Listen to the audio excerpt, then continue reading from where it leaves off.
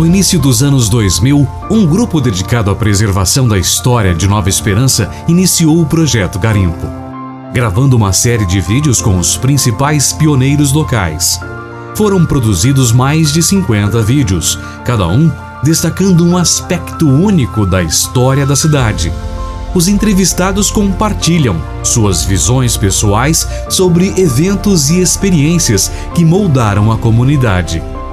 Em 2022, o Projeto Garimpo foi retomado com o objetivo de revitalizar esses registros históricos. O intuito é não apenas melhorar a qualidade visual dos vídeos, mas também adicionar legendas para torná-los mais acessíveis e contemporâneos. Estes preciosos registros históricos abrangem cerca de 50 episódios, cada um oferecendo uma janela única para o passado, com um entrevistado diferente em cada capítulo.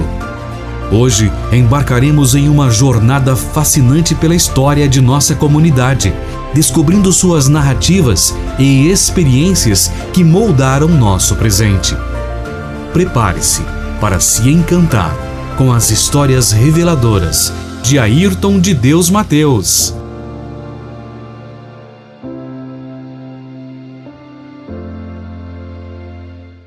Bem, hoje é dia 24 de setembro de 2001. Meu nome é Ayrton de Deus Mateus. Nasci no dia 18 de outubro de 1940. Eu nasci em Rolândia, no norte do Paraná. Você de origem, a sua família de origem? Meu pai é português, minha mãe é filha de italianos. E você nasceu e se criou em Rolândia? Eu nasci e até 1951 eu fiquei em Rolândia. Depois, em 1951, mais ou menos em meados, nós nos mudamos para Nova Esperança. E vocês mexiam com quem em Rolândia? Rolândia, meu pai era agricultor, tinha sítio. Mas final de 1950, ele veio primeiro para Nova Esperança. Ele e um tio meu que tinha uma fábrica de móveis em Mandaguari, vieram os dois para Nova Esperança para montar uma serraria. Isso foi mais ou menos final de setembro, outubro de 1950. Mas depois, em meados de 1951, foi quando nós viemos, eu e minha família, minha mãe e meus irmãos, viemos com a mudança, 11 anos. Vocês eram quantos irmãos? 7 irmãos. Todos vieram para cá? Todos vieram para cá. E permanecem aqui? Não, só eu permaneço aqui. Eu tenho irmãos no estado do Mato Grosso, São Paulo. Fiquei sozinho aqui. E por que a família decidiu deixar a região de Rolândia e vir para Nova Esperança? Então, foi porque esse meu tio, era cunhado da minha mãe, convidou meu pai para vir montar uma serraria. Porque meu pai, quando chegou de Portugal, ele foi trabalhar com madeira. Naquela época, ele foi na região de Marília, isso ele contava sempre, na região de Marília, quando ele chegou de Portugal, ele foi serrar madeira. Manual, meu pai. Depois ele veio naquela época acho que ele veio para o norte do Paraná, precisamente para Rolândia, casou-se com a minha mãe, claro, né? E aí conheceu esse meu tio, e meu tio convidou para vir para Nova Esperança, montar uma serraria. Aí ele veio, montaram a serraria. A serraria foi ali na saída, ao lado do conjunto Nova Esperança. Antes da granja, tem uma chácara ali. Perto da região? Entre a granja Yamamoto, né, e a granja do Takakura. Até hoje existe 2 casas lá, que era a casa onde nós moramos, né, até 1953, 54, não mais, 55, eu acho, por aí. E essa serraria tinha nome? Serraria São Pedro. E por que eles decidiram sair da agricultura para montar serraria? Bom, meu tio já mexia com madeira, que ele tinha marcenaria em Mandaguari, fábrica de móveis, né? Naquela época. E meu pai que já tinha conhecimento, né? Agora, meu pai, ele se dava bem na agricultura, ele estava muito bem, né, em Rolândia. Tinha um sítio naquela época, sítio de café, muito bom. Mas foi convidado, ele... E vocês chegaram e foram morar lá na serraria? Lá na serraria. Você lembra como que é? Lembro. Ali era tudo mato praticamente, né? Quando nós chegamos... Para você ter uma ideia, de Rolândia até Nova Esperança, naquela data, nós demoramos. Nós viemos de caminhãozinho Chevrolet 51, a mudança veio, né? Eu, minha mãe e meus irmãos, e a estrada era... Onde você vai para de Maringá, não, de Mandaguari... passamos Mandaguari, Rolândia, Mandaguari, tinha uma estrada, eu não sei se era na região de Apucarana ali, que tinha uma serrinha, era tudo de terra roxa, né? Isso eu não esqueço até hoje, né? Aquele caminhãozinho patinando naquela serra, tinha hora que ia assim, voltava, né? E todo mundo chorando, minha mãe com medo, né? Mas chegamos, levamos acho que um dia e uma noite para chegar em Nova Esperança, a mudança. Chuva. De Maringá para cá era tudo terra roxa, né? Era praticamente carreador, né? Não tinha uma estrada. Direto para a serraria, já tinha casa, não essa casa, tinha uma casa, né? Chegamos lá, nos instalamos. E primeiro contato seu com novos da sua cidade, ela ficava um pouco afastada. Na Capelinha, né? Capelinha. Não, quando nós chegamos ali na serraria, vou explicar para você, existia ali mais ou menos o posto Xangri-Lá, em volta era tudo mata, né? Tudo mata. Aí nós fomos para a serraria, a chácara mesmo da serraria também se descia, né? Na chácara, até a metade era mata. Aí eles derrubaram, meu pai, já trouxeram os empregados, tal, derrubaram o local onde começaram a montar a serraria. Então, dali para baixo da serraria, parte mais, eles fizeram a colônia dos empregados, né, as casas dos empregados, e para cima era mato. Depois ele foi, né, derrubando. Mais para frente, aonde é hoje aquela fábrica de forma de ovos, né, ali tinha outra serraria. Não, mas acho que foi depois, Serraria Santa Mônica. Onde era o Roberto. Ali tinha uma serraria, tem Serraria Santa Mônica. Agora, meu primeiro contato, eu não tenho, assim, eu sei que eu vim na cidade, daí... Não exatamente primeiro, né? Como era a cidade quando você... Aqui, a cidade. Tá, Capelinha. O que tinha quando você vinha? Porque vocês vinham para a cidade? Vinha. Eu todo dia estudava, aliás, estudava. Né? Você lembra como que era? A entrada. Você entrava, e aí? Nós entrávamos na cidade, passava o posto do Riad. Você vinha, era tudo mata, né? Tinha alguma derrubada, alguma casa começando, né? Depois nós chegávamos aonde? Ali na região da prefeitura, hoje era mata. Isso no início. Tinha já a estrada, né? Vamos dizer assim.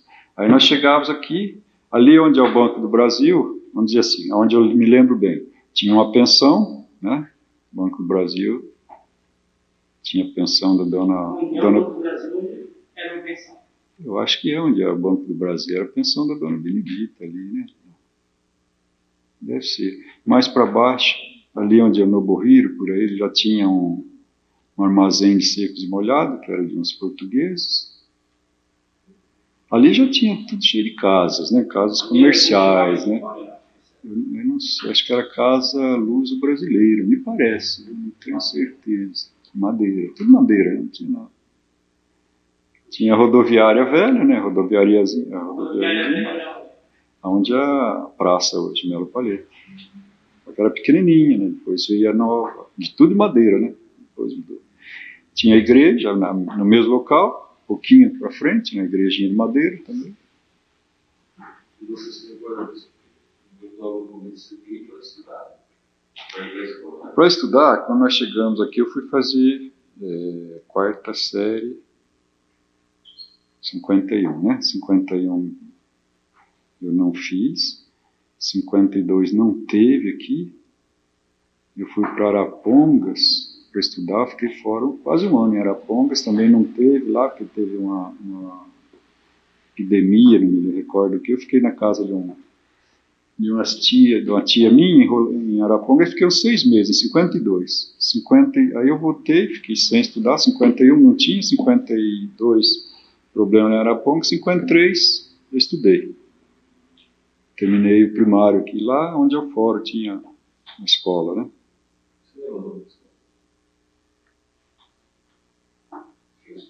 Escola pública, como é que é? Não lembro. Professor, eu lembro da dona Lúcia, professora brava, viu? Nossa Senhora.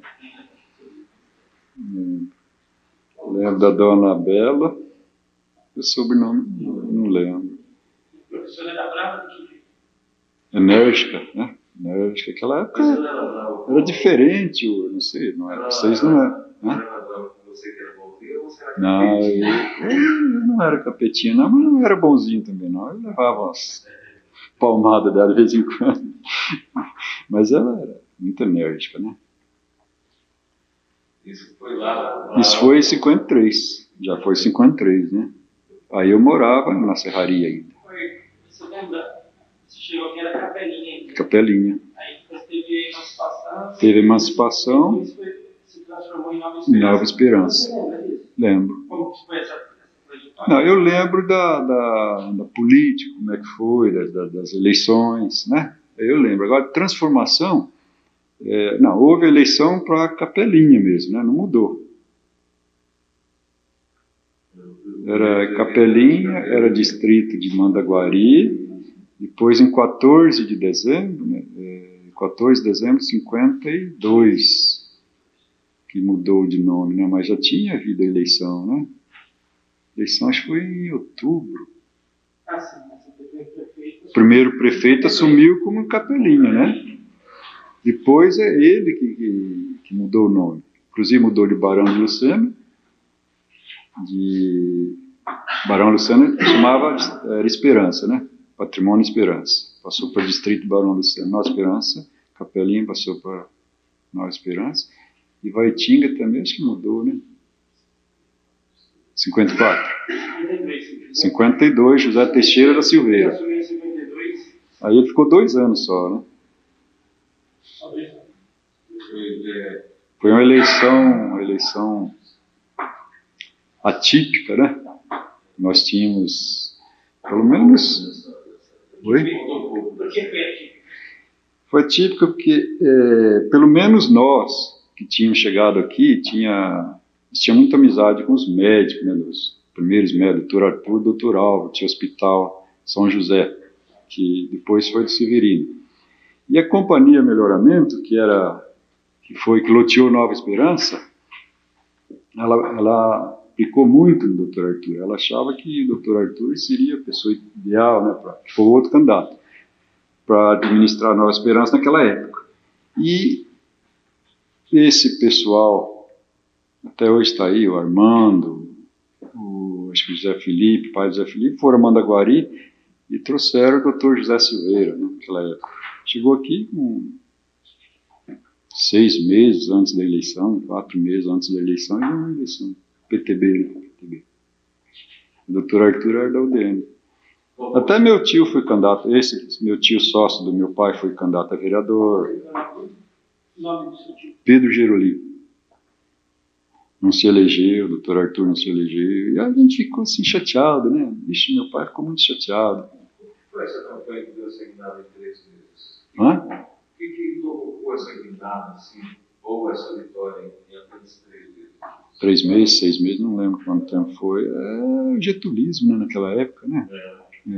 Porque não tinha Nova Esperança, tinha companhia, né, fazendo propaganda, abrindo a cidade, né, levando o nome do Dr. Arthur. E, de repente, esse pessoal chegou aí, tudo de Mandaguari, e veio e ganharam a eleição.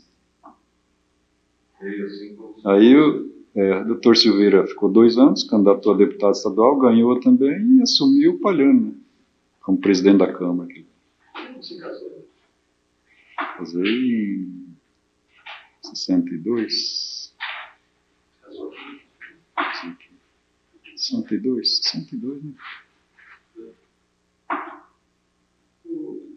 Voltando um pouquinho para Hum. 52, aí, o senhor Kepler assumiu porque ele era Presidente da Câmara. que ele não tinha vice. Não, naquela época eu não tinha visto. Não. Você lembra quando ele passou a ter vice? O primeiro vice foi o... Pedro Júnior teve vice. Não teve. O Armando, acho que teve o primeiro vice, né? Júlio Zacarias. Foi isso? Acho que foi, né? No primeiro ou segundo mandato dele? No primeiro. Segundo foi o... Não. Pedro Sampaio foi o João Polizelli, é isso, né?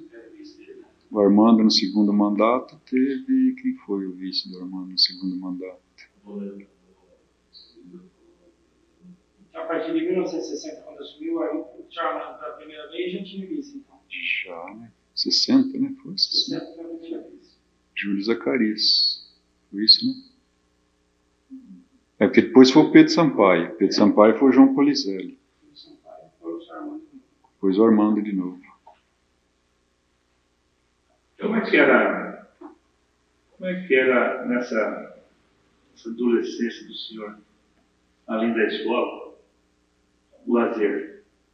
O que o senhor fazia? Bom, quando eu morava na Serraria, nós moramos lá na chácara, pelo menos. Depois meu pai vendeu a parte dele da Serraria, nós continuamos. Ele ficou com a parte da chácara, meu tio ficou com a Serraria. Nós continuamos lá mais um pouco. Naquela época, o lazer, tinha muito lazer, não. O lazer era caçar, pescar.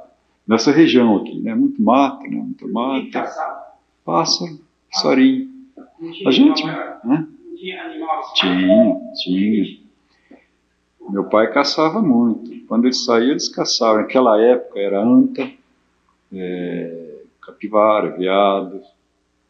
Assim, muito, né? Tinha onça, assim, mas não se matava isso aí, né? Matar, tinha. Você chegou a ver? Não. Então tinha que a gente não ia longe. Aqui na região já não tinha mais, né? Ele só tinha que andar ali na região de Barão de Lucena, de Bilac, de Vaitinga, fazer as caçadas dele, né?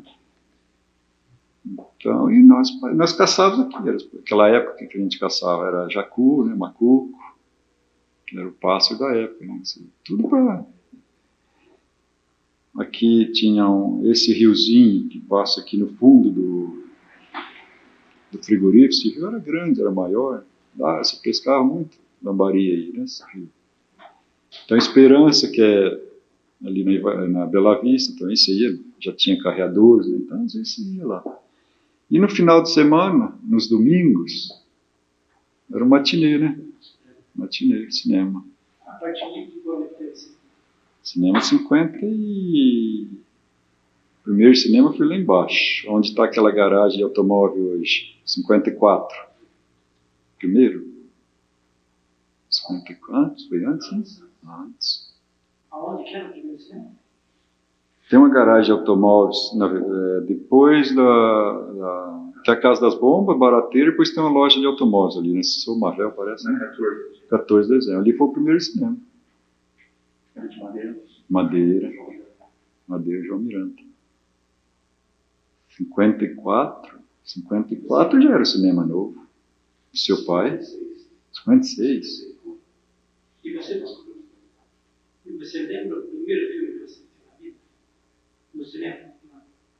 Mazarop. Mazarop. Não assistia muito, era filme nacional, era Mazarop, né? Mazarop, Os Caritas, sei lá, não sei a época, né? Tinha Tarzan, depois tinha uns bang, só tinha isso, né, no cinema. E na Sexta-feira Santa era, como é que chamava? Paixão de Cristo. Mas em 54 eu já trabalhava aqui na cidade. Você não lembra que a antiga rádio foi em palco, né? Foi. Essa rádio tem outra história aí, depois vamos chegar nela. Só estou lembrando que em 54 foi quando eu comecei a trabalhar no escritório. Ah, tá. Então, você foi emprego, No escritório. responsabilidade. É esse escritório, Santa Terezinha, né? 14 anos. Não, 14. Não, primeiro emprego eu trabalhei na serraria, no escritório da serraria, trabalhava lá, né? Depois, quando meu pai vendeu, eu saí de lá e vim para esse escritório, 54.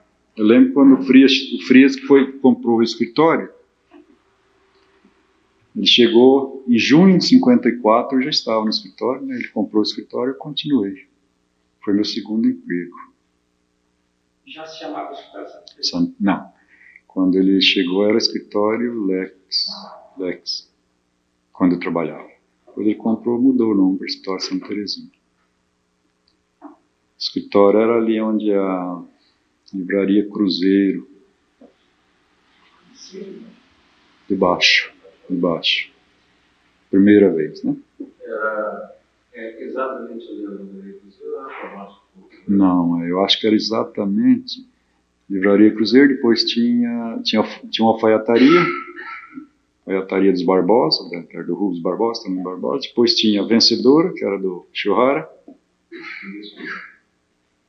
Tudo mesmo lado. Tudo do mesmo lado. Depois tinha um salãozinho que estava vazio. Na esquina tinha um bar. O bar era do pai do Cláudio Benatti, do Zé Benatti. E nesse salãozinho, ao lado do bar, ele mudou o escritório, que onde estava era um salãozinho muito pequeno, né? Então ele mudou, acertou e mudou para lá. Você se recorda de alguma fila que vocês não estavam à conta na época? Lembra alguma assim? Ferrarim, João Ferrarim, supermercado. Naquela época era Casa Ferrarim, né?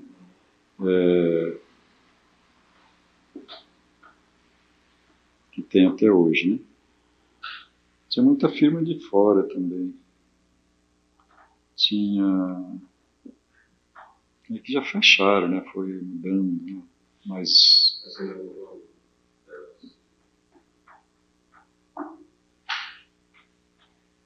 Getúlio Fumagalli, Vila Regina, né? Tinha Tadal Mairana, tinha um bazar em frente, onde é a Teobaldo hoje. Foto Ásia, era do João Risato, é onde a loteria hoje, mais ou menos ali, né? Sim, Foto Ásia depois mudou para lá, né? Foto Ásia. Depois tinha, isso na época, né? Tinha muito tempo. Você lembra de algum incêndio de grande proporção? O incêndio de grande proporção foi aquele do Hotel Capelinha, né, ali onde é a Caixa Econômica.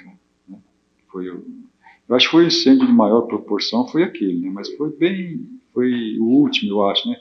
Antes teve o incêndio do meu irmão, né, e teve a pensão onde era o Banco do Brasil, também não pegou fogo. Meu irmão tinha, esse irmão por parte de pai, só ele veio de Portugal.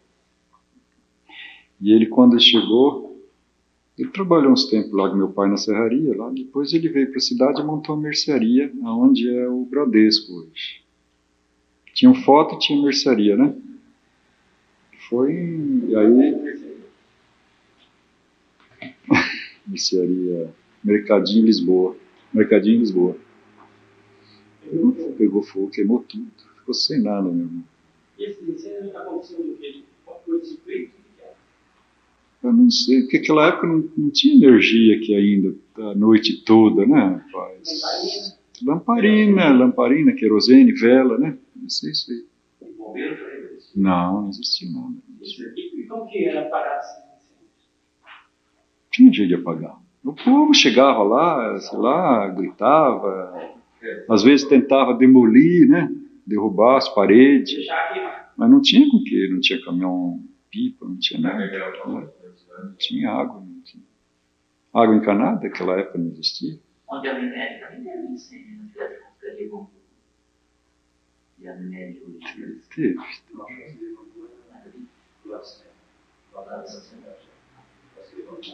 É. Não, o hotel começava ali mais ou menos Caixa Econômica, né? Caixa Econômica e ia até Casa das Ferragens. Esquina toda, né? Embaixo era tudo comércio, né? Em cima era hotel. 2 andares de madeira, tudo. Nossa, aquilo queimou tudo, não sobrou nada. Não, 2 andares. Ali tinha um cliente nosso, até hoje é cliente, a família cliente, o Sakamoto, Noriyasu Sakamoto. Ele tinha estabelecimento lá.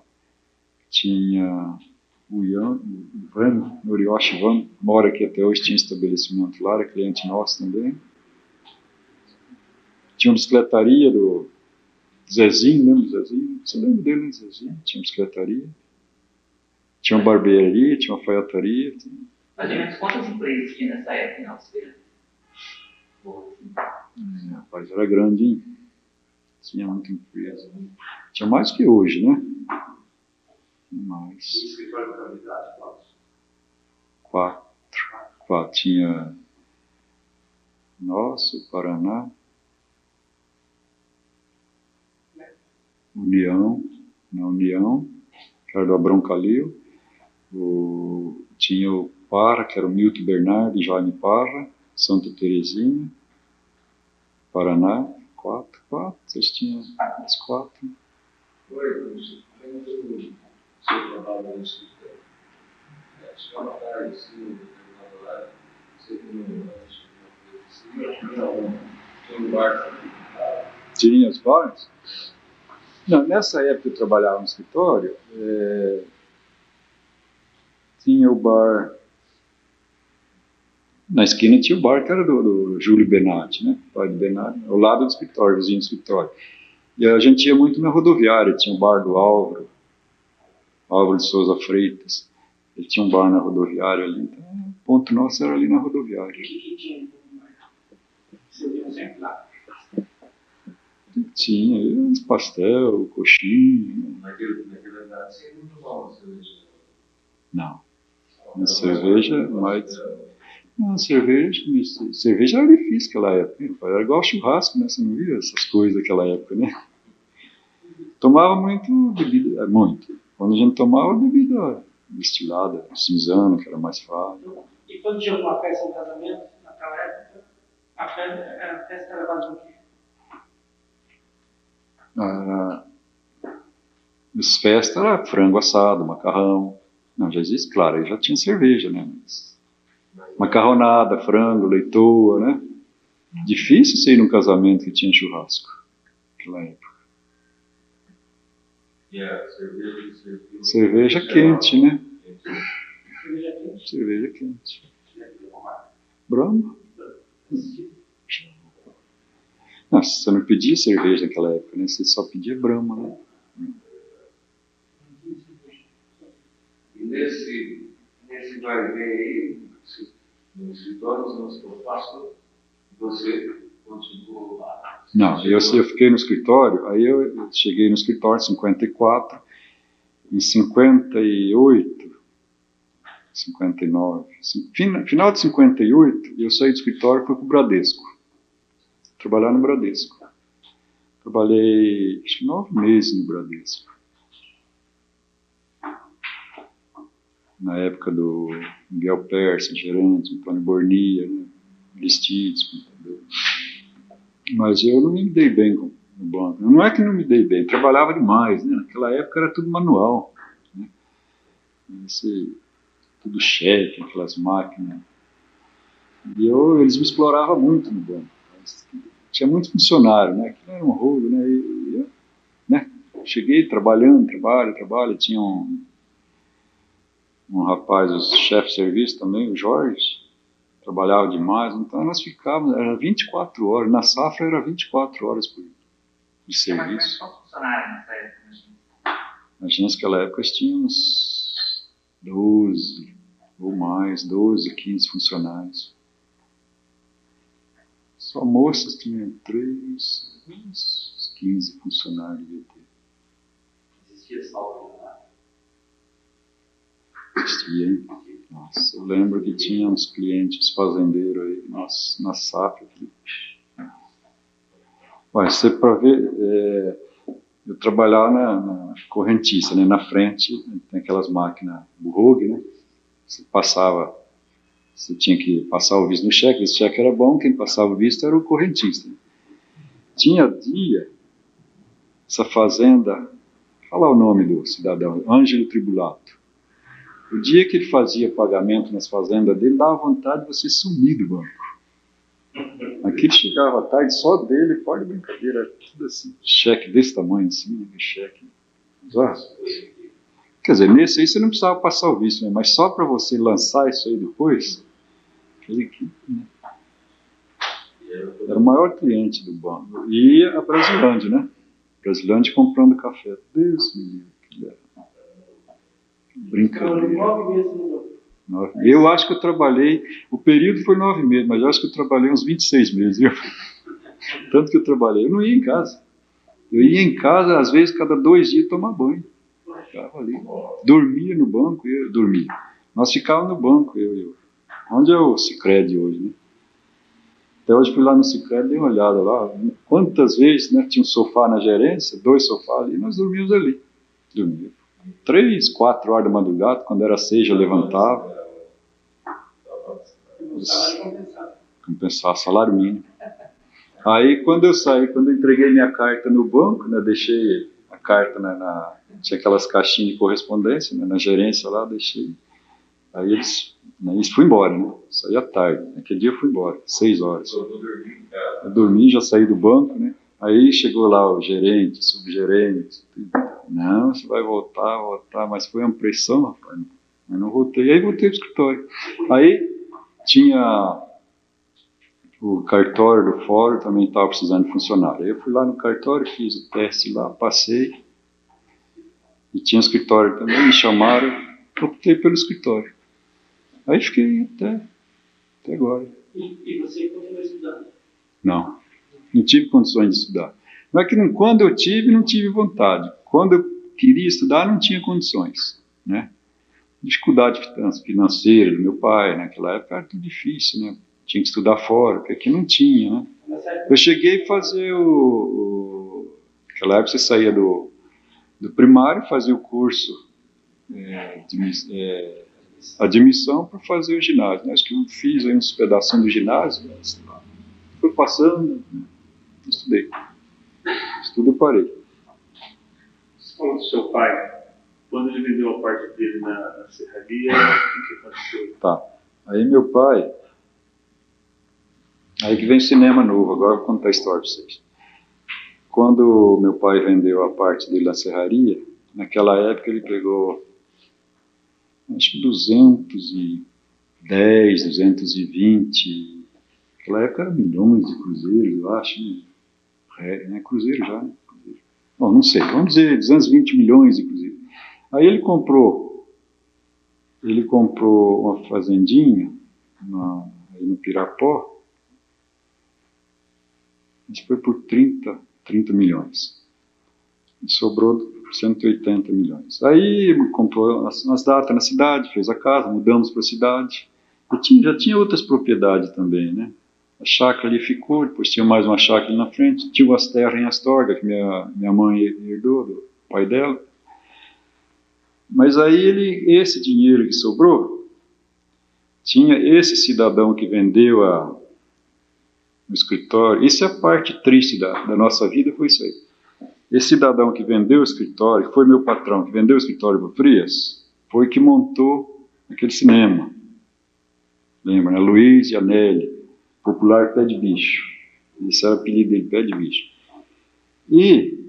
Mas o caixa dele, acho que furou, faltou.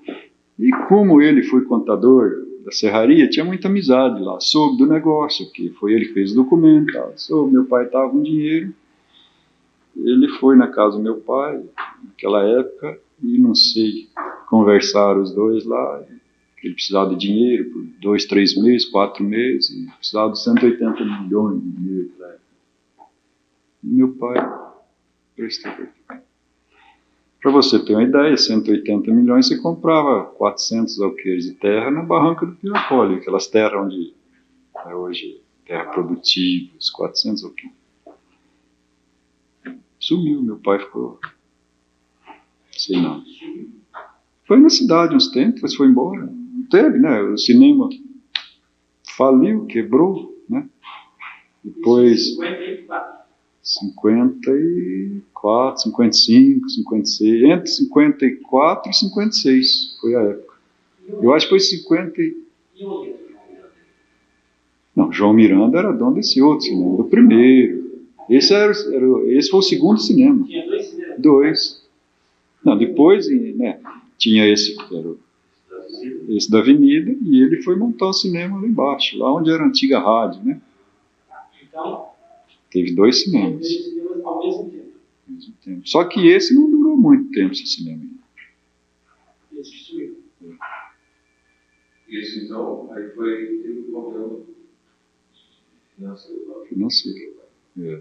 Mas aí, A vida continuou, fazer o quê, né? Meu pai tinha os 30 alqueires lá, tinha mais alguma terra aí em Astorga, tinha que... Foi levando, criando a família, né? Criou todos. O seu tio ficou muito tempo com a... Não, meu tio, eu acho que ele ficou mais um ano com a serraria, depois ele fechou também, porque depois ficou, né, foi escasseando a madeira, né, muito escassa, muito longe, foi buscar, ele fechou a serraria e mudou para Planaltino do Paraná, acho que ele está lá até hoje. Comprou uma fazenda lá e está lá. A serraria, acho que ele foi vendendo maquinário, acho que houve um incêndio na serraria, houve sim um incêndio lá na serraria, acho que aquele incêndio foi até meio criminoso, mas serraria desativada, queimou, parece uma parte lá, né? Não tinha todo o maquinário, não, mas... E voltando, daí, depois que você saiu do Bradesco, você voltou para o escritório. Já para esse escritório. Esse mesmo escritório, era do Frias. Aí eu trabalhei de empregado com o Frias mais uns... até casar. 59, 62, 63, por aí. Casei. Aí nós fizemos um acerto lá em 65, 66. Eu fiquei com uma parte do escritório, como sócio. Depois, no fim, ele aposentou e eu fiquei com o escritório. Eu e o outro menino, Sérgio, né? Depois separamos, fiquei com o escritório, sozinho. Vamos voltar então um pouquinho para 1960, 62 você casou? 62. Pode falar um pouco desse período, como você conseguiu conhecer a sua esposa, quem é a sua esposa, filhos? Bem, minha esposa, Neuci Kelme, hoje é Neuci Kelme Mateus, eu conheci ela, porque com o escritório, quando eu voltei para o escritório, ele tinha um departamento de contabilidade, que era ali na casa do Frias. Tinha um salão no fundo da casa dele, ali na praça da igreja, então eu trabalhava lá no departamento de contabilidade. E ele continuava ali na Avenida 14, que ele foi agente da VASP, né? Então ele separou. Ele ficou lá, né? E nós fomos trabalhar lá na contabilidade. E a minha esposa trabalhou, ela veio de Curitiba e foi trabalhar com ele. E eu conheci ela no escritório. A família veio. Aí ela foi trabalhar com ele, nós conhecemos. Vocês se conheceram no escritório? Depois ela ficou acho que 1 ano no escritório, 9 meses no escritório, foi trabalhar no banco, nosso banco naquela época, né? Banco Nacional do Paraná, Santa Catarina, depois foi Banespa.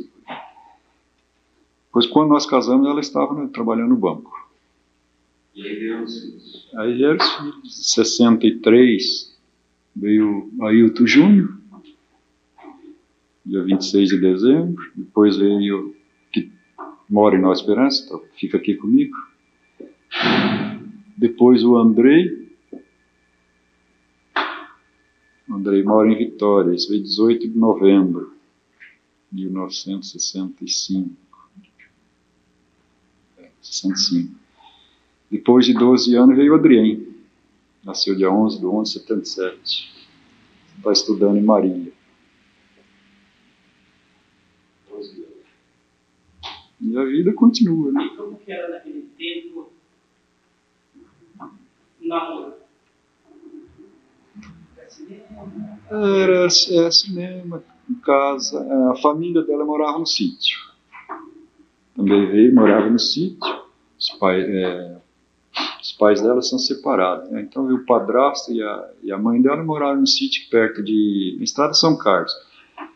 E ela, para trabalhar, ela ficava na casa de uma amiga aqui, Dona Lúcia Ferrari. Então, durante a semana, ela se encontrava à tarde, né? Tardezinho, saía do serviço, batia um papo e tal.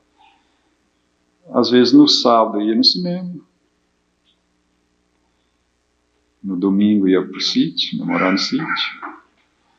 Depois, a mãe dela mudou na cidade também, foi aquilo, né? Era noite em casa, não tinha opções, né? Brincadeiras dançantes, cinema. Essas brincadeiras dançantes era salão de festa, clube, o que era? Não, tinha um salão de festa ali no ginásio, no Colégio São Vicente, tinha um salão, fazia muita brincadeira ali. Nesse cinema que nós falamos, tinha um salão, depois se transformou numa rádio. A rádio, né, a sociedade nossa mudou para lá, o cinema fechou, acho que a rádio alugou, comprou o salão, e tinha um palco, um salão lá, e fazia brincadeira lá. Né? Rádio Sociedade, pessoal de Maringá, né? Rádio Sociedade. Tinha...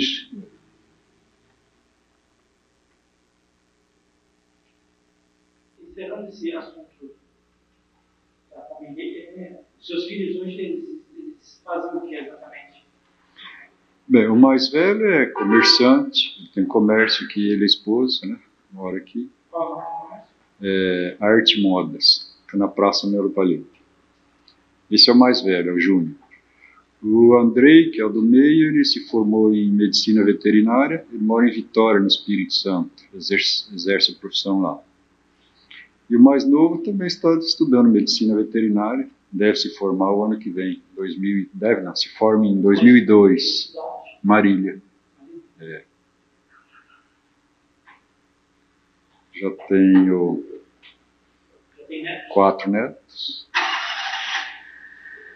O mais velho é com 13 anos, é uma mocinha, né? A Maíra. E tem o Gustavo. Maíra e Gustavo é filho do Júnior. E tem a Andressa e a Letícia, que é do Andrei. Só retomando um pouco a história, vamos voltar um pouquinho na história. E você disse que quando você chegou aqui, se chamava Capelinha, né? Você sabe por que se chamava Capelinha? A história de Capelinha A história diz que em 1948, um pessoal da companhia que veio, acho que medir, mapear, pelo menos o patrimônio naquela época, né, construíram essa capelinha. Isso é uma das histórias, né, que eu tenho conhecimento. Essa capelinha ficava ali mais ou menos nos fundos da granja, entre a Granja e Yamamoto, naquela região da Granja e Yamamoto, frigorífico ali, né? Bem no meio do... Como que era essa capelinha? Era pequena, bem pequena. Tem uma história que foi montada ali, porque aqui era passagem para a mata, lá e o pessoal rezava. Também, tinha essa história, porque passava para ir a Parnavaí, né? Passar por ali. Pelo menos naquela época não era estrada, era picada, né? Se falar, não tinha estrada ainda. Então a história é essa aí. Eu tive lá na capelinha, acho que 1 ou 2 vezes, né? Era pequena, devia ter que uns 2 por 3, era uma capelinha pequena. Naquela época tinha palmito, né? Rochava os palmitos, né? Fazia, me parece que ela era de palmito. Coberto. Tudo palmito. Não recordo, viu, pai? Mas me parece que era só construção. Ficava perto do Porto d'Água. Ficava. desse riozinho que tem hoje no fundo do frigorífico. Né? A nascente dele é aqui nos fundos da Granja Yamamoto, né? Desce o riozinho.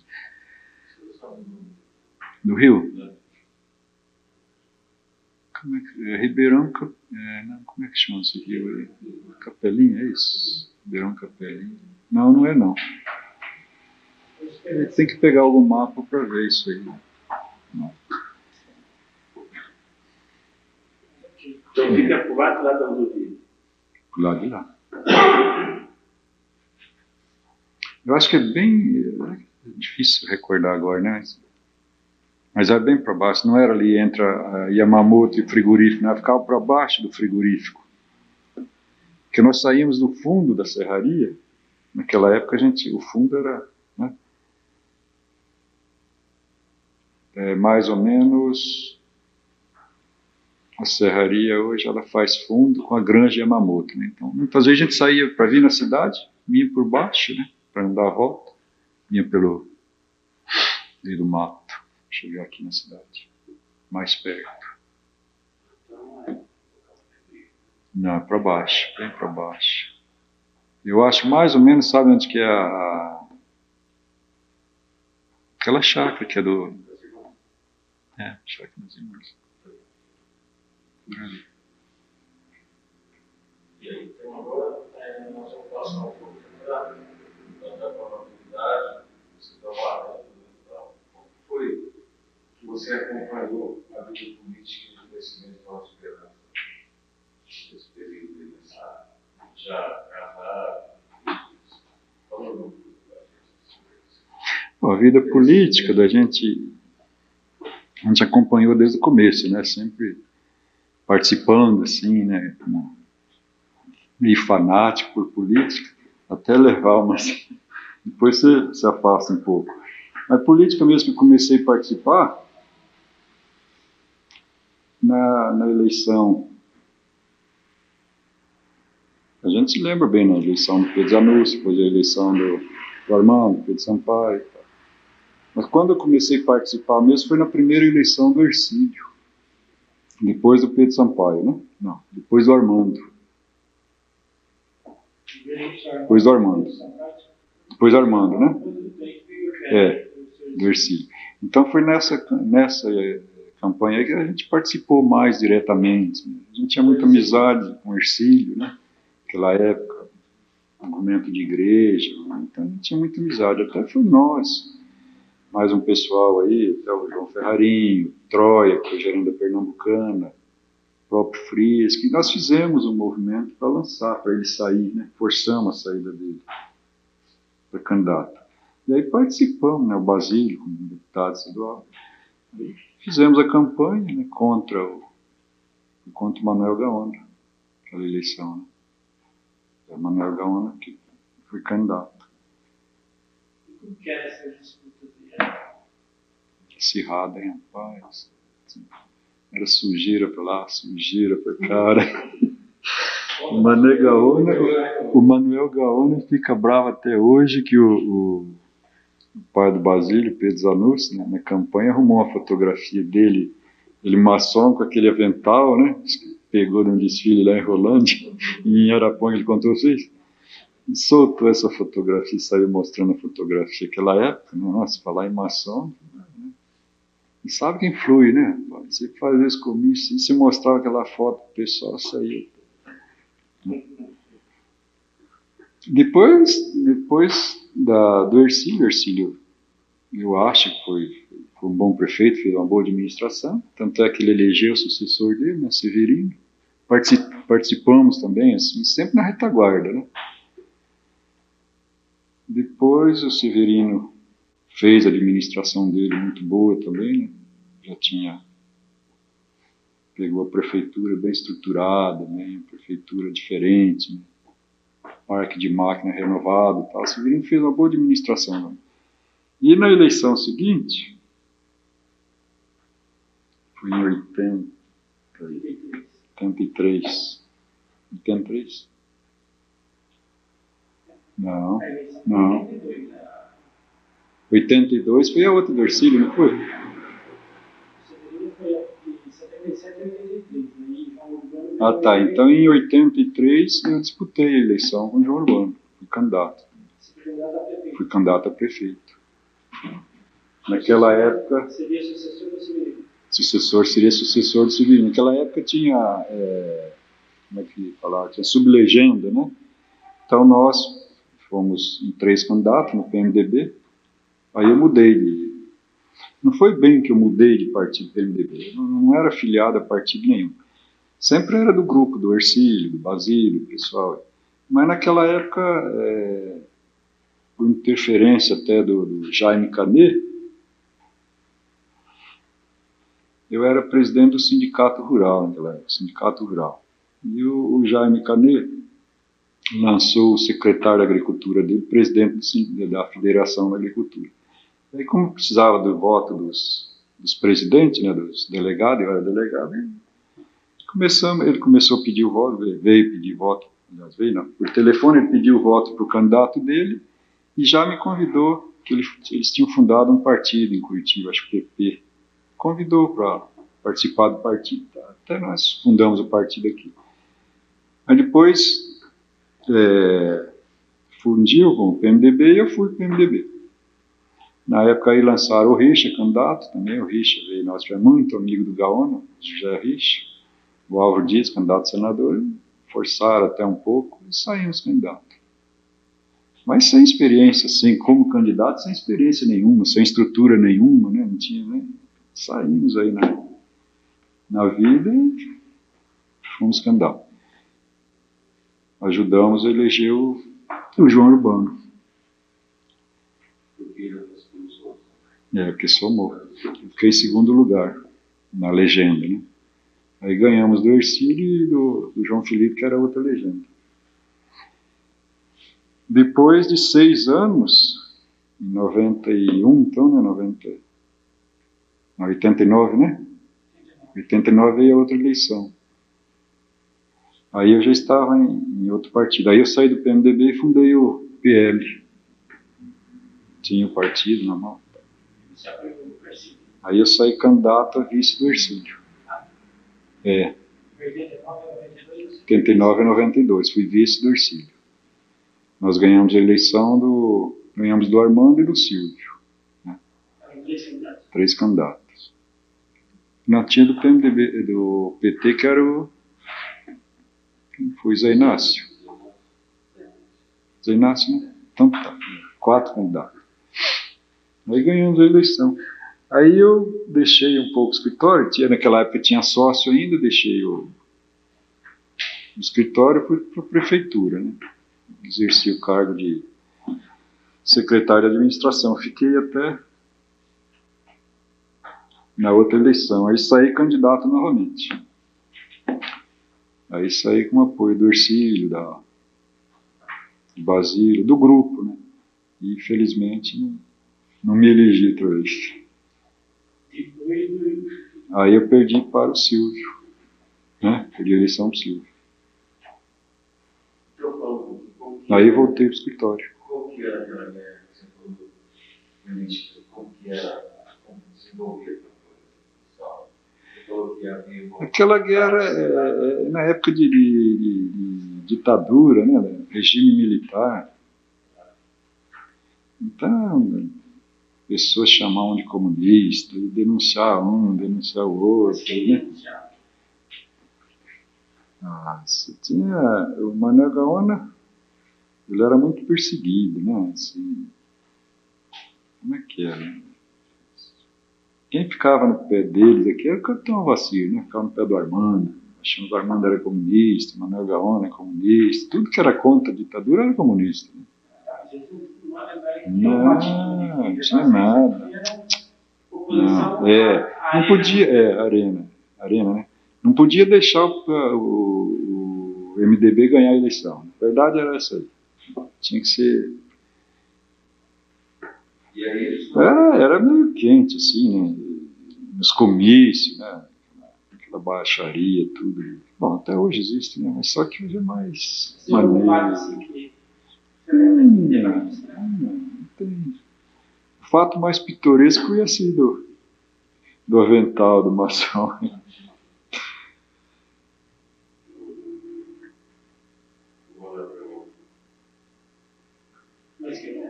Qual que é a diferença que você vê da política de hoje para essa política desse tempo? Eu não tinha diferença. Sabe o que é, Raimundo? É que hoje você tem rádio, você tem televisão, né? Naquela época não tinha isso aí, né? Era tudo no palanque. No palanque descarregava aquela baixaria, tudo, contra o candidato, contra, né? Hoje... E depois você acabava a eleição? Olha, todo mundo vivia junto. O Hercílio, quando ele ganhou do Gaona, eu acho que eles ficaram um bom tempo sem conversar. Eu ficava meio afastado, assim. Do Armando ele ficou, acho que até hoje ele é afastado do Armando por causa de política, né? Eu acho que eu acho que eleição... E você sofria esse problema também? Não. Termina a eleição. Não, sempre tive livre acesso com todos eles. Todos. Manuel Gaona era meu cliente no escritório, né? É até hoje. Eleição política não atrapalhou em nada. O Hercílio, eu fui contra o Hercílio naquela primeira eleição, também acabou a eleição. Voltamos. Você fica aí 2, 3 meses separado, claro, né? Você não pode estar... Não termina a eleição até hoje. Não. Não assumi. Alguma experiência, algum impacto de quando você estava na administração? A experiência a gente tem muito, adquire muito, aprende muito. Viu? Eu acho que a política é válida, né? O fato... teve 2 fatos tristes, né, que eu acho que foi triste na nossa administração. A primeira foi que a cidade, quando nós assumimos, ela tinha aquela avenida Rocha Pombo, ela era escura, não tinha iluminação aquela avenida. Isso aí é um fato até que contribuiu para a minha derrota na eleição. Então aquela avenida Rocha Pombo tinha um colégio ali, né? E era uma reivindicação da população inteira que se iluminasse aquela avenida. E na época, quase, né, acho que no segundo ano da gestão, o terceiro ano da gestão do Hercílio, ele aparecia que essa firma aí de Londrina já tinha feito Colorado e veio aqui, trouxe o projeto, ele já trazia o projeto, praticamente fazia o projeto da iluminação, e eles que levavam esse projeto para Brasília, conseguiam o dinheiro lá, né? Fez o serviço. E não sei porque cargas d'água, não posso dizer se houve, se não houve, superfaturamento, o Juarez denunciou. Foi para a televisão, denunciou, fez o maior carnaval em cima disso aí. Doutor Juarez? Doutor Juarez, como vereador, ele era vereador. Segundo mandato, quando eu era vice. Era vice e era secretário de administração. Então houve muita confusão dentro da prefeitura, aquilo era reuniões todo dia com a comunidade, com a imprensa, depois advogado. Baseado num orçamento de uma firmazinha de Paranavaí que não tinha condições de fazer um poste. A firma não tinha condições. Agora, se foi ou não foi faturado, a explicação da firma com orçamento, isso foi feito em reuniões lá no gabinete com o secretário das Finanças, que é o Geraldo Rodrigues, fazia os cálculos com a comunidade, não se provava nada que havia faturamento, porque era um financiamento a longo prazo, né? Acho que foi 30 meses, e claro, a vista e eles embutiram o juro lá, sei lá. Mas está enrolado, o Hercílio está enrolado até hoje com isso aí, não saiu. Foi um caso pitoresco. E o outro foi aquele desfile, 7 de setembro. Aquele lá também foi em plena campanha nossa, né? Minha. O desfile estava transcorrendo na maior tranquilidade, bonito, né? Cidades cheias, ruas cheias de cidades. Sai aquele doido lá com aquele caminhão e pronto aquele acidente. Ninguém sabe por quê, como que ele saiu. Né? Como é que foi esse acidente? Só para ficar registrado aqui. Tinha o caminhão, foi um desfile propriamente das escolas, do exército, da polícia, da banda e tal. E por fim, até hoje tem essa mania de desfilar os carros da prefeitura. Também não sei por que isso aí, né? Não tem. Então tá. Mas a frota da prefeitura estava parada em frente à prefeitura para descer depois do desfile, né? O desfile estava caminhando normalmente, ainda. E esse rapaz pegou o caminhão de bombeiro, caminhão pipa lá carregado, estava cheio d'água, E eu não sei se ele tinha bebido alguma coisa, se ele foi influenciado, o que foi. Ele pegou o caminhão e soltou o caminhão na avenida. E aqui tinha gente dos dois lados da avenida fechado, sabe? Não sei se vocês já assistiram algum comício que fecha a avenida, né? E nós estávamos no palanque ali, ao lado em frente ao Banco do Brasil. Tinha um palanque ali, e quando tinha o menino que estava anunciando o desfile, começa a falar para o pessoal sair da rua que o caminhão estava descendo. Não sabia o que estava acontecendo, o caminhão estava descendo. Quando ele passou em frente ao palanque, assim, que eu dei uma olhada, eu falei, meu Deus do céu, ele vai passar direto na praça. A praça estava assim, gente. Matava muita gente. Eu não sei como é que, acho que foi Deus que olhou, né, que ele conseguiu fazer a curva e ir embora. Desceu a Avenida Brasil, morava lá para cima da BB. Foi parar lá, para cima da BB onde ele morava lá. Aí ele atropelou um garoto que faleceu, atropelou mais uma senhora, ficou com alguma sequela, né, até hoje. Acho que 2 pessoas só 2 pessoas. Mas o garoto faleceu. O garoto, inclusive, não era daqui, rapaz, era de Santa Fé. Veio tocar na banda, né, parece. Tocava na banda. Foi em 82. 92. Em setembro, dia 7 de setembro de 92. Mas falando coisa de boa, o senhor acha que Nova Esperança poderia... O senhor gostaria que a cidade lembrasse o senhor como administrador público nessa gestão? O que de bom ficou assim que o senhor gostaria de ser lembrado junto com o prefeito? Olha, eu acho que o que nós fizemos de bom, eu acho que a cidade, até hoje a gente sai, a cidade reconhece, a gente sente, assim, o povo reconhece, foi uma administração bem aberta, assim, né? Eu era secretário de administração, mas eu atendia assistência social, eu atendia funcionalismo, eu ficava ali na frente, eu era o step ali. Então todo mundo era atendido. E assistência social, eu tive um carinho especial pela assistência social, porque né, a pessoa tinha necessidade, não saía sem atendimento. Isso aí foi. E a outra parte do Ercílio foi as obras que ele realizou. A cidade foi uma cidade limpa durante a gestão dele, né? Tinha muito capricho com isso aí. O parque de máquinas ele renovou também outra vez. Foi administração. Agora, foi uma coisa que me marcou muito também, foi, nessa época ele estava viajando, eu estava na prefeitura, foi quando eu assumi a Casa da Criança.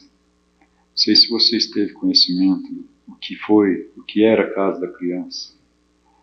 Lar Betel, né? O Mauro sabe disso aí. Um dia houve uma denúncia lá no fórum que as crianças estavam passando fome lá.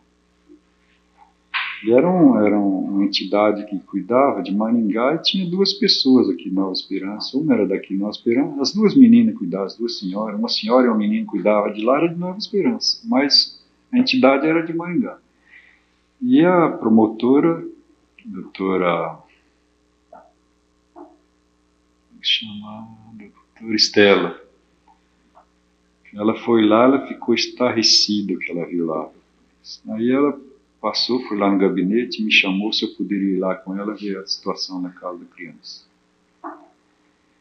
Quando eu cheguei lá, menino, olha, a coisa mais horrível que eu vi, eu não acreditava que aquilo existia em Nova Esperança. Crianças de 10, 12 anos, 7 anos, 6 anos, morrendo de fome, todos raquíticos, né?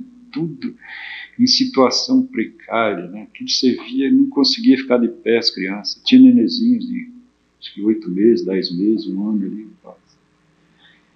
Aí eu saí, ela estava chorando, a doutora Estela estava chorando então, eu falei, doutora, não adianta chorar, não. Eu acho que o que a gente tem que fazer isso aqui é assumir isso aqui agora. Nós temos que assumir isso aqui. Quem era o responsável? Era uma senhora. Tinha uma entidade de Maringá, Uma entidade particular. E tinha essas duas mulheres que tomavam conta, agora não lembro o nome delas. Aí nós fomos para o fórum lá, contamos para o juiz, doutor Nilton, naquela época, expusemos a situação para ele, ele falou, mas como que vocês vão assumir isso aí? Não tem, ele não quis autorizar. Não dá, não tem jeito, juridicamente você não pode, né, interferir nisso aí. E a promotora, mas como, doutor, não sei o quê, as crianças estão morrendo de fome. Aí ele, e quem é que vai assumir? Quem é que vai assumir? O prefeito não está aí, não tem juizado de menor daqui. Eu falei, doutor, vamos fazer o seguinte, eu assumo a responsabilidade, o senhor autoriza, tinha que ir lá com a polícia, nós vamos lá com a polícia, tiramos as mulheres de lá, que elas não queriam sair. Era briga no duro. Aí ele falou, não, faz o seguinte, chama o oficial de justiça e manda chamar as meninas lá. Traz elas aqui. Aí chamou lá no gabinete dele, não, é mentira, doutor, não é isso, não é mentira deles, tal. Aí, nisso, enquanto elas saíram, eu mandei tirar a fotografia, mandei o foto, vai lá, o rapaz da prefeitura vai lá e fotografa, tira a fotografia das crianças. E aí ficou esse rolo, o doutor Nilton não autorizou no dia, no outro dia eu peguei as fotos, peguei a doutora Estela, vamos falar com o doutor. Joguei as fotos no mesmo. Isso aqui, doutor, é a realidade da casa da criança, foi fotografado ontem. Ele deu uma olhada assim, na hora de meter a caneta lá, autorizou nós. Tomar posse da casa da criança. Rapaz, quando eu já cheguei lá, já fui com a ambulância da prefeitura, levei 3 zeladoras, já tinha mandado 3 zeladoras, mandei, isso aí foi 11 horas mais ou menos, mandei na churrascaria do Catarino pegar, até eu acho que eu fiz mal, mas trouxe acho que 30 marmitex, com carne, com as costelas, aquela comida pesada, rapaz do céu. A hora que o menino chegou lá, os rapazes chegaram, colocaram aquelas marmitas na mesa, aquilo parecia um bando de louco. E as meninas foram para a delegacia. Não quiseram sair, a polícia pegou e levou lá para a delegacia. Aí continuamos, né? No outro dia já o médico dando assistência, enfermeiro, né? Zeladoras já dormiram lá, já começaram a limpar, era uma nojeira esse banheiro, nossa, aquilo era um mau cheiro, tudo mau cheiro, parecia uma coisa horrível. Mas dentro de 15 dias, aquilo foi a imprensa, veio, né, tudo, televisão, jornal, foi muito comentado aquilo lá, não sei se você lembra, né, você já estava aqui? Já, né, o Mauro lembra. Você fotografou muito?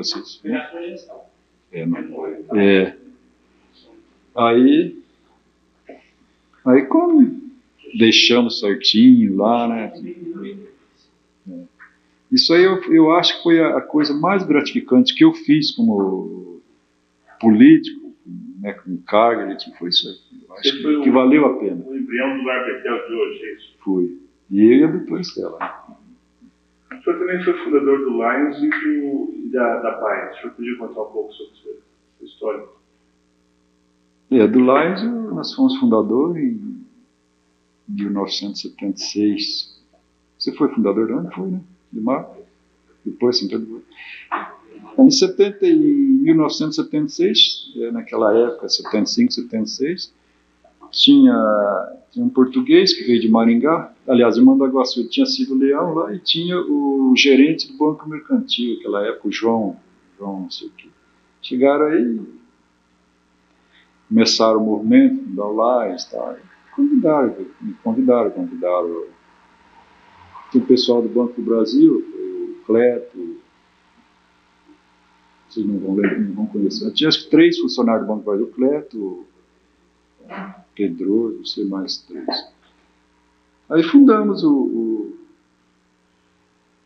Lions, o Ercílio, gerente da Pernambucana, que era o Troias, Não, Ferrarim não foi fundador, acho que José Ramírez, que não está mais aqui, Gaspar, do Banco do Brasil, falecido.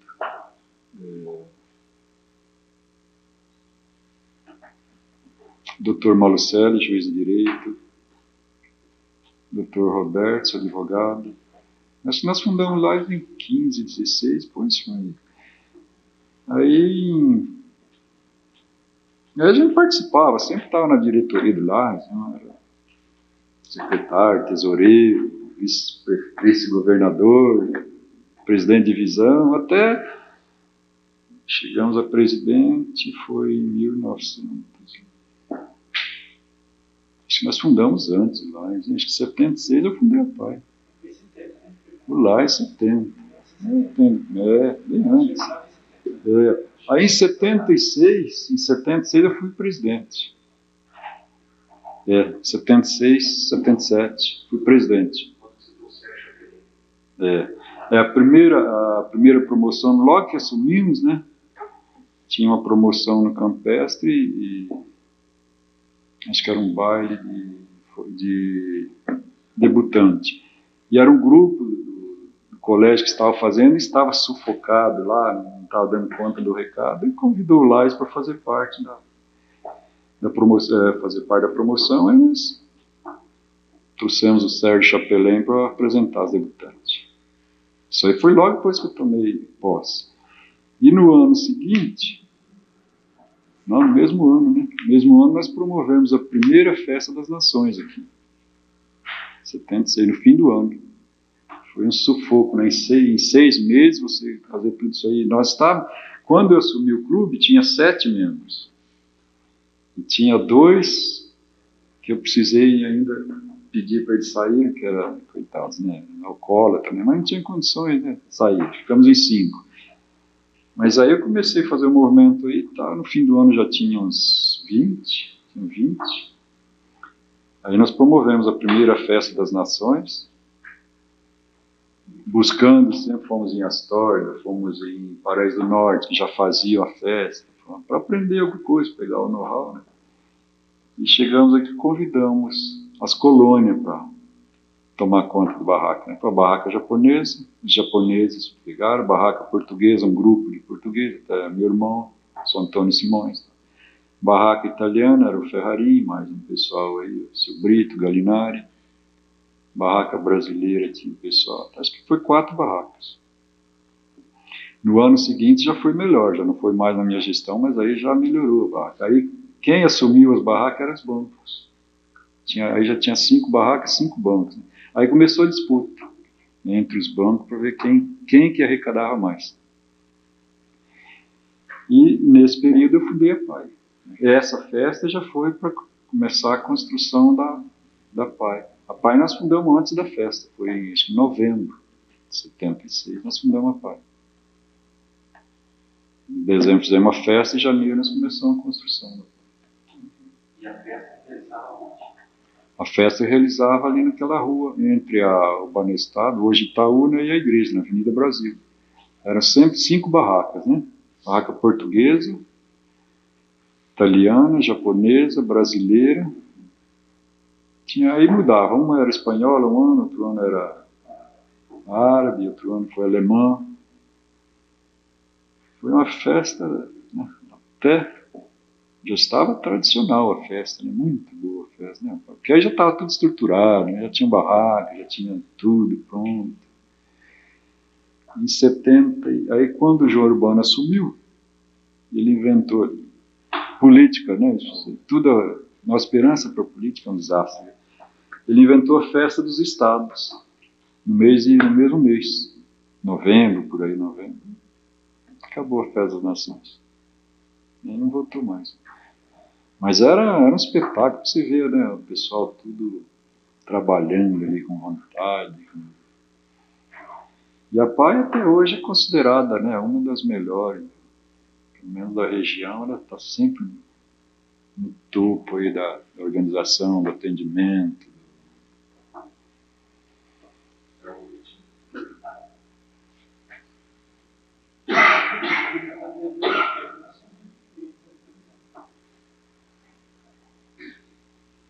Você sabe alguma coisa rodeio.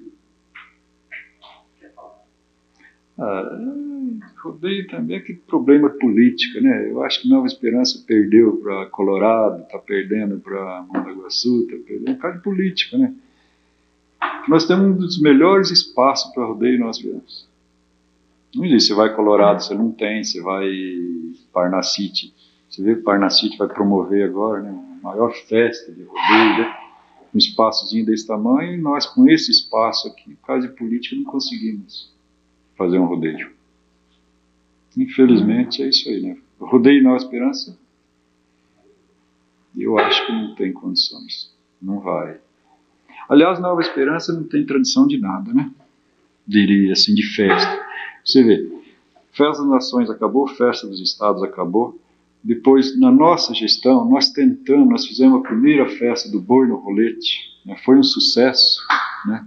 Isso foi fizemos duas, no terceiro e no quarto ano, né?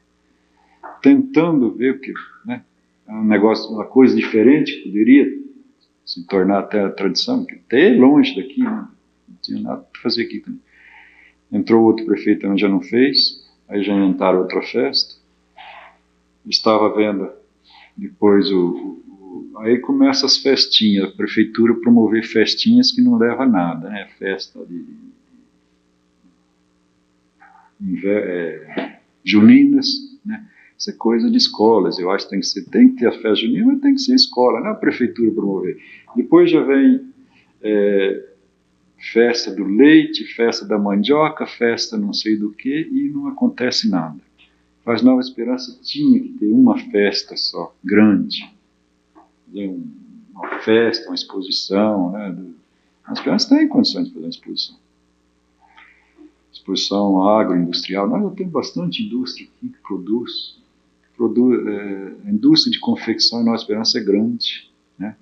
Nós temos a agroindústria aqui, que não é pequena. Nós temos a produção agrícola, nossa, né, variadíssima, né? Por que uma empresa de médicos de porta serviço com Nova Esperança investir aqui? O senhor passou pela prefeitura, sempre ligado empresário. Olha, qualquer indústria que você procurava para se instalar em Nova Esperança, a primeira coisa que eles alegavam é que Nova Esperança não tinha estrutura, né? Vamos dizer, nós tentamos fiação de seda. Nós fomos em Bastos atrás da fiação de seda, tentamos trazer para cá. Na época não tinha nem casa popular aqui. Quando nós entramos, tinha déficit de 3, 4 mil casas populares. E não tinha verba, não se trazia casa popular, não tinha, né? Então tá. Aí nós fomos atrás da Canego para instalar o secador. E nem isso aí foi o maior... Olha, se nós não fomos umas 20 vezes em Cornélio para falar com a diretoria lá, chegava lá, tomava chá de cadeira, eu e o Ercídio. Aí acertamos para eles virem, né? Aí eles queriam 5 alqueires de terra e nós não tínhamos. Aí nós fomos atrás do Ribeiro, que é dono daquela fazenda, ele tinha o aeroporto, né? A Esperança tinha o aeroporto dentro da fazenda, que era da prefeitura. Mas nós queríamos conseguir aquela área onde está a Canego hoje, independente do aeroporto, não teve jeito. Nós fomos 18 vezes falar com esse Ribeiro, até que conseguimos, né, fazer com que ele ficasse no aeroporto, então, e doasse para nós aqueles 5 alqueires ali. 5 não, 2 alqueires, acho que o Ercílio comprou 3. Aí doou para a Canego 1 alqueire. 1 ou 2 alqueires ali para eles instalar secador. Mas isso aí a gente... Fomos em Marília, atrás de indústria de macarrão, fomos na diretoria da Bratac também, ver se... A única indústria que nós tínhamos condições de ter trazido para cá é a fiação de seda, essa que está em Parnavaí. Mas investimento muito alto. Não conseguimos o capital que eles queriam, né? Que a comunidade participasse na nossa finança. Naquela época era $1 milhão. Acho que $1 milhão. A participação da comunidade. Isso é um projeto da Cocamar. Não teve.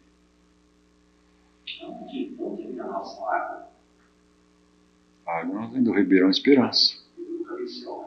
Nos fundos se localiza na fazenda Nossa Senhora de Fátima, que é nos fundos da rodovia Nossa Esperança Uniflor, logo no início do trevo aqui, né? Você descendo ali, o Ribeirão nasce ali.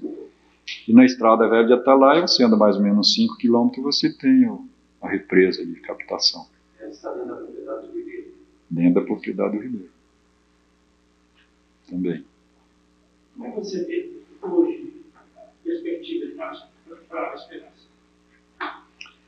Eu acho que Nova Esperança poderia estar melhor, eu acho. Como eu achava também na nossa época que poderia melhorar mais.